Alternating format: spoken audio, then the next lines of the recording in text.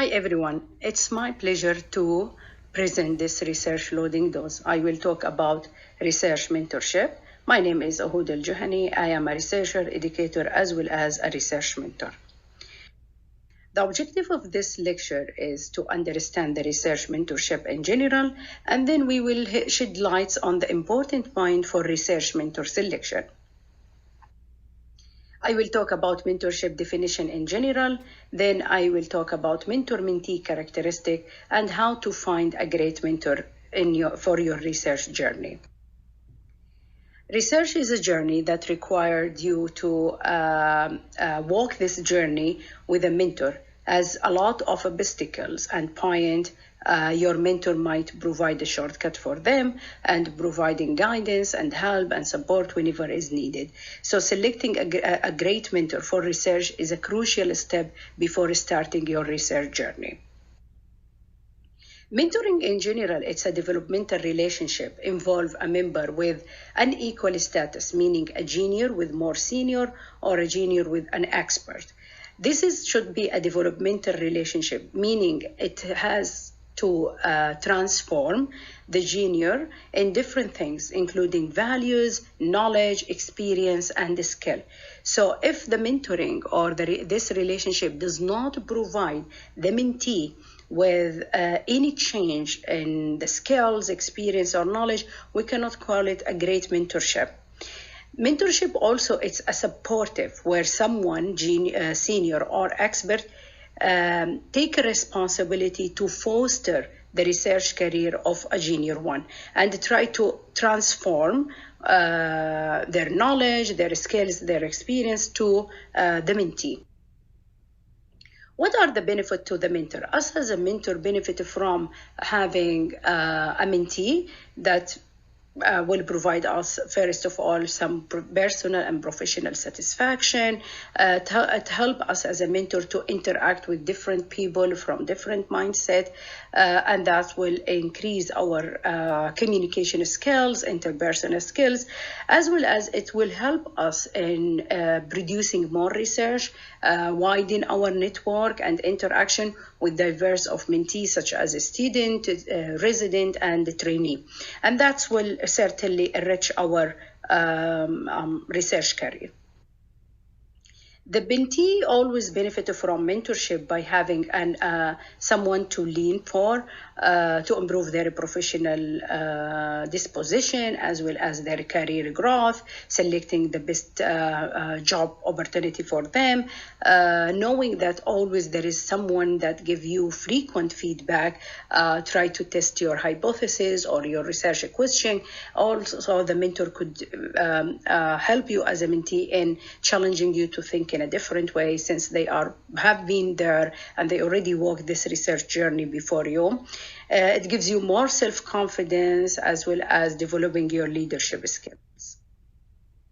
Usually, if your contribution is small, as seen here in the yellow circle, your contribution with your mentor will be wider and bigger, and you could achieve long-term goals with having a great mentor through your research journey. Why is that?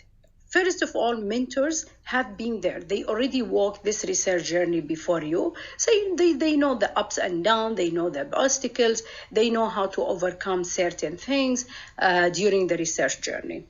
As well as mentor can see the big picture. So if you are looking just to write your manuscript for a presentation or an abstract for a presentation, your mentor might see potentials in you and in your research that probably reach to a high impact journal, something like reaching to a high impact journal to publish your paper, to have a novelty, to register your research or RCT, for example, in clinicaltrial.gov. So us as a mentor can see a big picture that maybe mentee or a trainee don't see. We are looking far away. So the aim always when we walk as a mentor with a mentee in a research journey, we just not aim for finishing that research, but however, we're looking far away from changing the practice, improving the patient outcome. And we can translate that to our mentee as well.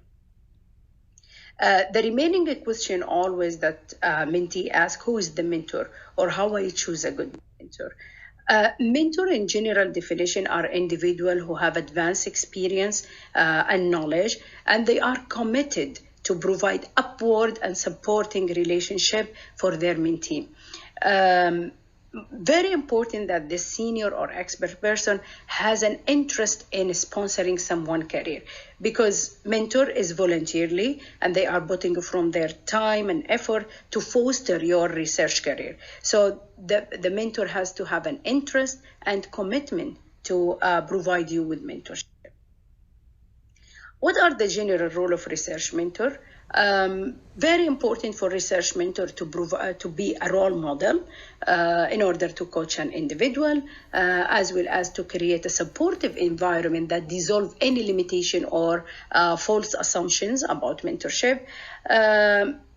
As a research mentor, one of their role is to include the mentee in activity not necessarily directly related to research, but also can help them in improving their leadership skills and professional and enhance their professional and personal goals. General mentor characteristic, they have to be an expert in the field. Very important that when you select a mentor, to make sure that this mentor is available, accessible, helpful, communicative about the goals and the plan from the research, friendly, and also can care about your personal issues. There are top 5 quality that each research mentor, I mean the good research mentor, has to have: to be respectful, to be supportive. Availability is very important, and prepared, meaning that mentor always prepared for your meeting and anticipating stuff, and being honest with you as a mentee.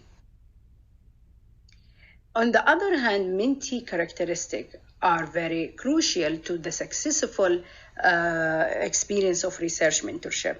Mentee has to believe that mentorship is voluntarily, so respecting the mentor time and effort and take responsibility of their own learning is key.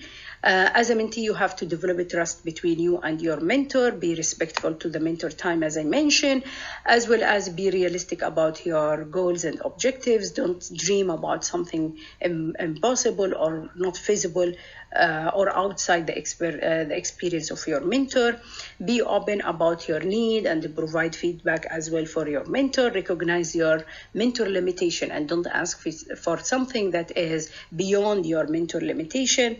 Try to be flexible and learn throughout the journey. In the next phase of this presentation, I will shed lights on some key aspects about how to find a research mentor, or the steps that you need to follow in order to find a research mentor. First of all, you have to figure your research interest or your area of interest. It's not okay that you email or you contact several mentors with different research interests that just don't show that you are well developed in the knowledge or the experience that you want to gain from the mentor. So as long as you narrow down your research interest, then you will narrow down the list of possible mentors, and that help you to select the appropriate mentor for your research mentorship. Learn about your mentor or faculty research interest. Now you know your research interest area. Go and read about the faculty or the potential mentor that you are thinking about, and what are the research interest. It's very important when you communicate a potential mentor to know what are the kind of a project and type of a project that interests them. It's very bad when you are not reading enough about that potential individual, and then you just generate a general communication email that does not really reflect neither your research interest nor the mentor research interest. Moving to that, once you have a list of potential mentor, try to craft an email or a communication message that briefly you introduce yourself. You can follow up within 1 week. Try to write what is the objective of you being a mentee with him or her, about what you're gonna gain from this experience. If you don't receive a response from the faculty member, you can remind them by another email. If you don't hear from them, then probably they are too busy to respond to email, and that's an indicator about their availability. So if they are very busy to respond to an email, they might be very busy to mentor you, and this is a sign where you don't need to take it personally. Well, however, you can move to another potential individual. You have to prepare once you get a response from the mentor. You have to prepare for the interview. Bring a list of a question, what you're gonna want to gain from out of this experience. Try to take note. Discuss how this experience is very important to you, not only for conducting a research, but probably for your career chances and plans. The most important for the first meeting, that you will be appear informed, prepared, and eager to learn. And that's usually where the mentor can provide you with more insights and guidance, and be happy to commit to such a long-term supportive relationship. After the interview, if there is any question or point that has been discussed in the first interview, you need to follow up after that. Know as soon as possible what is the date that you want to join the research. They can move on, so the mentor can move in with other candidate if you didn't follow up on that specific, for example, research. So you need to follow up about your acceptance of that, and that you are willing to start, and the date that you are willing to start. So don't leave the mentor hanging, waiting for your confirmation.